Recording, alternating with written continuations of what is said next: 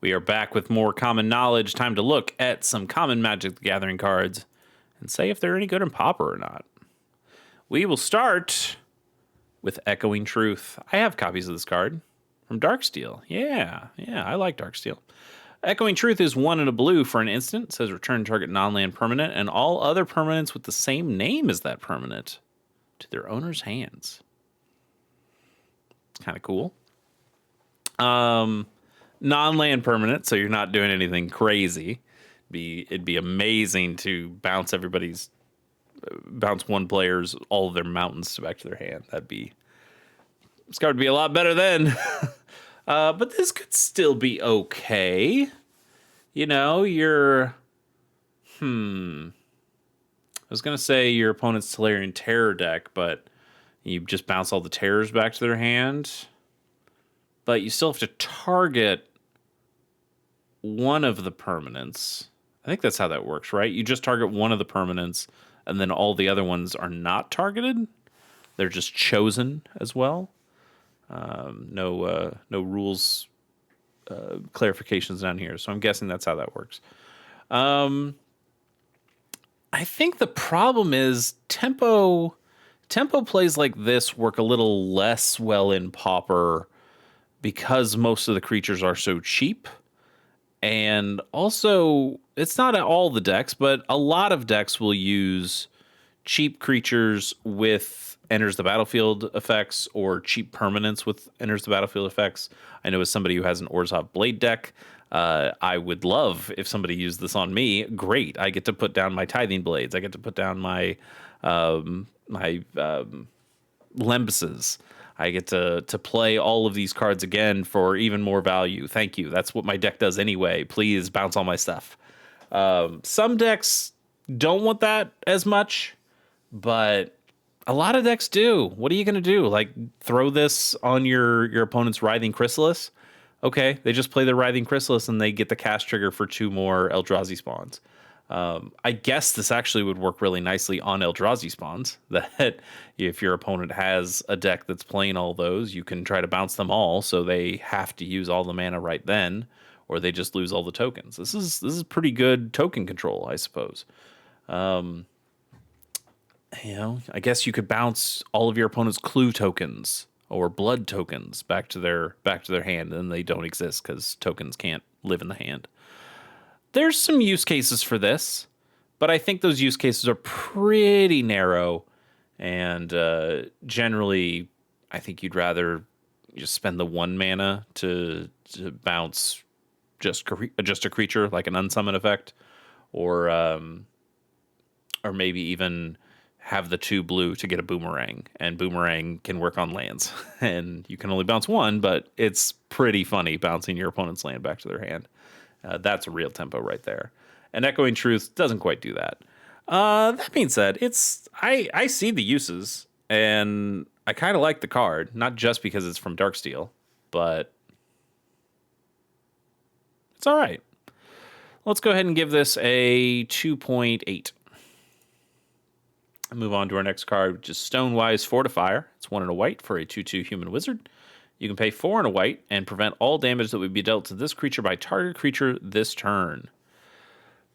Okay, I mean, he's a grizzly bear in that he's a 2/2 for 2. And I kind of like these cards that have later effects in the game. But this one's a little too expensive.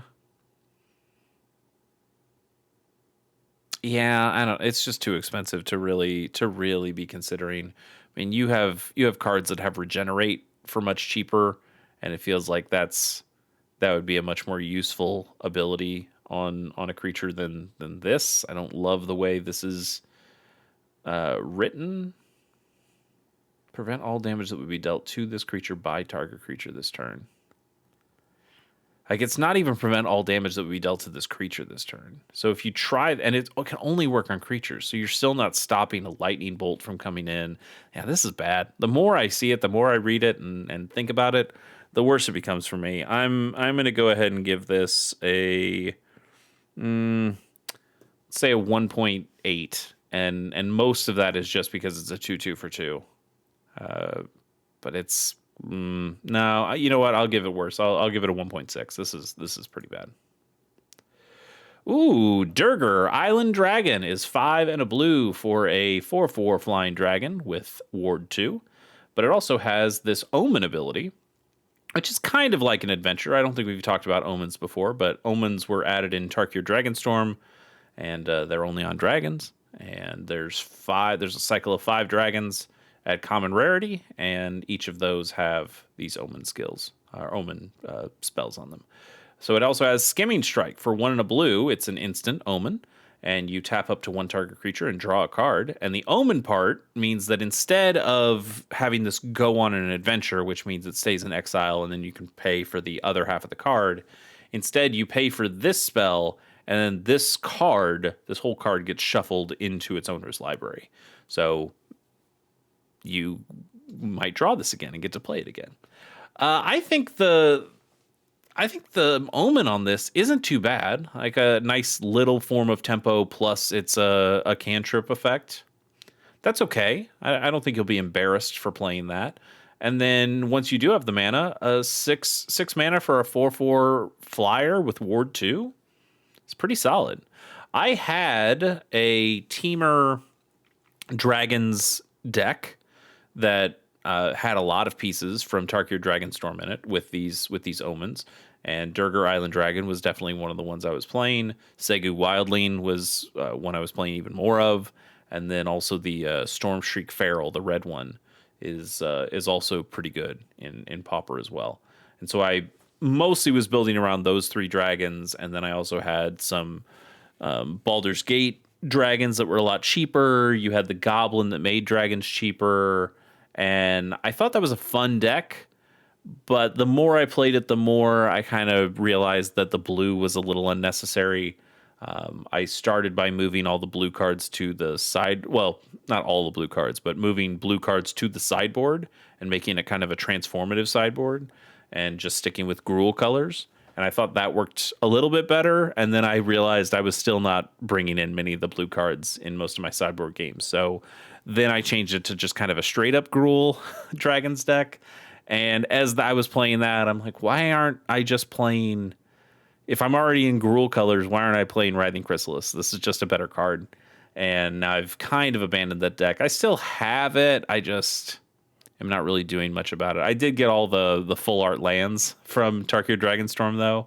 So I like the lands enough that I kind of want to make it work. But I don't think that deck is all that great. That doesn't mean this is a bad card, though. I think this could still be played in some stuff, and certainly not embarrassing at all. I don't think it has a real place in many decks at the moment, but it would not surprise me at all to see this show up in some Pauper lists and be a halfway decent card. I really like cards that have the modality of being able to be played early or late, and this card definitely has that. Even though probably neither effect is the most amazing, but neither of them are really that bad either. Like I think this is a pretty solid little card. I will give it a 5.8. I don't hate it in the least. Next up is Goblin Sappers for 1 and a red. It's a 1/1 goblin. You can pay red and tap it, and target creature you control can't be blocked this turn, but you destroy it and this creature at the end of combat. Interesting. Or you can pay red, and tap this creature to have target creature you control can't be blocked this turn, destroy it at the end of combat. So for half price, you get that it can't be blocked, but you have to destroy both the Sappers and the creature you choose. But if you pay double the red mana, only that creature dies instead. Oof. Pretty bad. Really, really bad. That's a lot of red mana. You are very much locked into mono red here.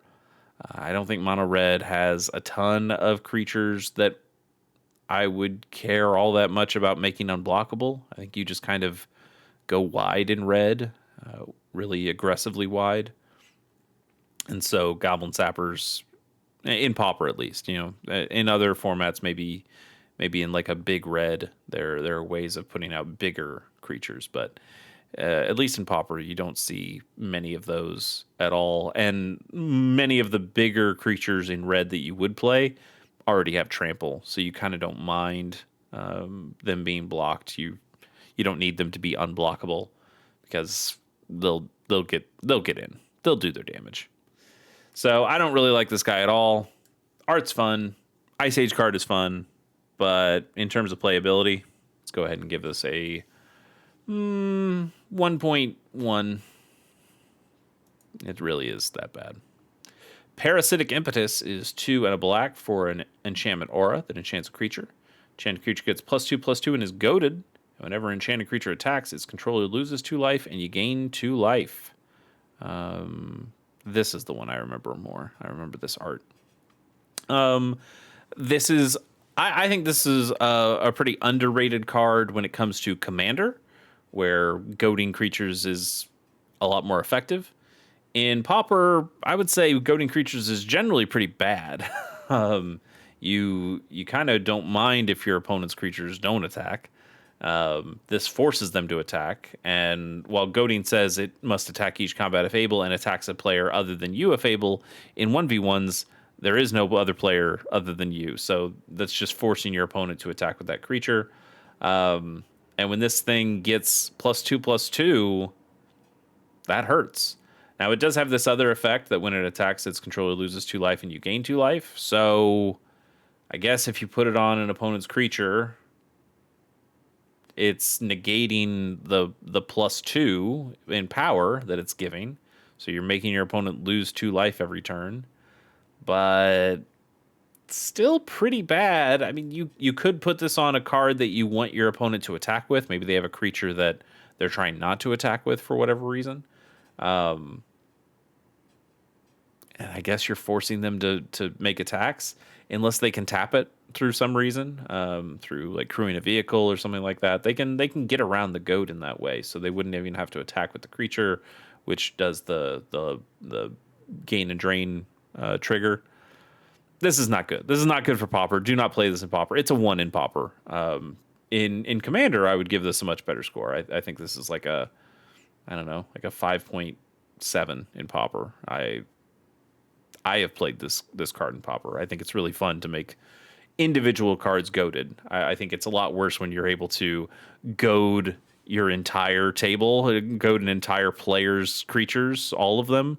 I think that's where it gets a little less fun in Commander. But when you're able to just goad one creature, that's fun. That's a hey, nice creature you got there. It's not attacking me, but it can do havoc to everybody else. Fantastic. But in Pauper, yeah, this is nigh unplayable. You don't even want to put it on your own creature because you would lose the life and then gain the life. So you're not even getting the benefit out of that. That, you know, if you had like Shiny Impetus, which is every time the creature attacks, you make a treasure token. You could put that on your own creature. Yeah, you have to attack with it every time, but you're getting a treasure token. So maybe you're fine doing that. But this one is not even worth putting on your own creatures. Really, really bad. I think the 1 is a fair one for there. Spring Splasher is 1 and a blue for a 2/1 frog beast from Outlaws of Thunder Junction. And whenever this creature attacks, target creature defending player controls gets -3, -0 until end of turn. No, not very good. We've got other cards that can flash in and give -3, -0. Those can be useful in different situations. They're good for like fairies decks and things like that. There was one from Tarkir Dragonstorm, and I think there's one from an earlier set that does something similar. This is a lot more limited in when it can give that -3, -0. It requires this thing to be able to attack, which is pretty bad. I think it just kind of screws up all the timing where that might be useful to you. Like, sure, you feel like you can attack in with this thing more often because you can turn your opponent's 2/2 into a 0/2, and now they can't trade with it. They have to just chump. Okay, but how often does that really happen? Is that really all that impactful? You're spending 2 mana on something with 1 toughness. Pretty easy to take out things with 1 toughness. Not very good. Maybe in limited it would have been okay. I didn't play Outlaws of Thunder Junction Limited. I skipped that one. And I'll give it a 1.5. Next up is Alpine Watchdog. It's 1 and a white for a 2/2 dog. It's got vigilance. It's a grizzly bear with vigilance. That's it. 2.1. It's a grizzly bear with vigilance. But also it's a grizzly bear with vigilance. Yeah, 2.1. Adventurous Impulse is a single green mana for a sorcery. Look at the top 3 cards of your library. You may reveal a creature or land card from among them. Put it into your hand. Put the rest on the bottom of your library in any order. That's not terrible. It's not terrible. The problem is it's also not all that great. We've got other cards that just do this a little better. Lead the Stampede and Winding Way both cost more mana. Winding Way costs 2. Lead the Stampede costs 3. But those have the chance to give you many more cards. This is only ever going to be 1 card for 1 card. And sure, it could get you a creature or land card that you really need. I don't think it's bad, but I think it's probably worth it to just wait and spend the mana on the better spell. Spend a little bit more mana on a much better spell. I would do that most of the time. Still, not terrible. I think we can give this a 4.1, maybe. It's solid-ish. Next up, Seismic Shudder. 1 and a red for an instant. Seismic Shudder deals 1 damage to each creature without flying. This is interesting. I think we have... What if I did... Copied that. Put that as text. 16 cards to do that. Let's go back and go legal in Pauper. 6 cards. So yeah, Krark Clan Shaman gets played in Grixis Affinity and lots of other Affinity style decks. Jund Wildfire as well. And that does a similar effect to this. Tremor does this for a single mana, where Seismic Shudder does it for 2. But Tremor does it at sorcery speed. This does it at instant speed. How much is that instant speed mattering to you? It could matter. Some of these other ones I don't think are all that great. Hurly Burly's okay. Like, it's also sorcery speed, which kind of sucks, but you at least have the option of dealing with flyers. Like, that's pretty cool if you're going up against fairies decks, but could also be good if you're going up against non-fairies decks, or you're playing red-blue fairies, I guess. So there's reasons you might play this instead. But I think generally you'll play Krark Clan Shaman, and I don't think Seismic Shudder is quite good enough for this. It's an interesting card. I think it could certainly go in sideboards. So I'll end up giving it a 5. But I think you can probably do a little bit better. Yeah, you could probably do a little bit better. I think you especially would really want this to deal 1 damage to flying creatures. I think 1 damage to flying creatures is probably even better than 1 damage to each creature without flying, because you really do take out those fairies, you take out those refurbished familiars. There's lots of cheap small flyers in Pauper, maybe more so than cheap grounded creatures. So yeah, I think 5's still a fair score. It's like right there. You could play it. It'd be a sideboard piece for a pretty limited use case, but it still could feasibly go in a deck, and that's why I give it a 5. The Fair Basilica is our next card of the day. It is a land that is also a sphere, and this land enters tapped. It taps for white, and for 1 and a white, you can tap and sacrifice this land to draw a card. This cycle of Phyrexia lands are not amazing. I also haven't really seen anything that interacts with spheres. I don't think I've seen anything that really interacts with spheres.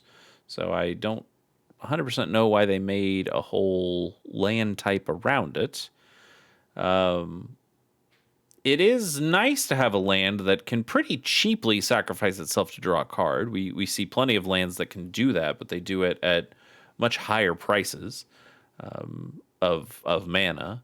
But those lands, like the new Capenna lands, or even the new Avatar common dual lands that can sacrifice for, like they sacrifice for 4, and you pay 4, you tap and you sacrifice the land to draw a card.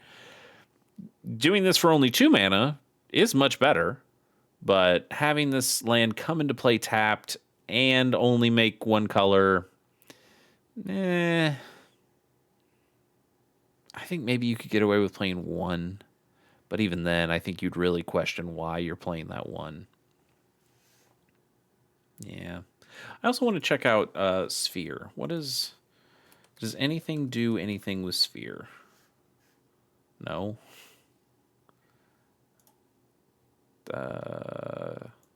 Yeah, I don't know. I truly do not understand why we have spheres.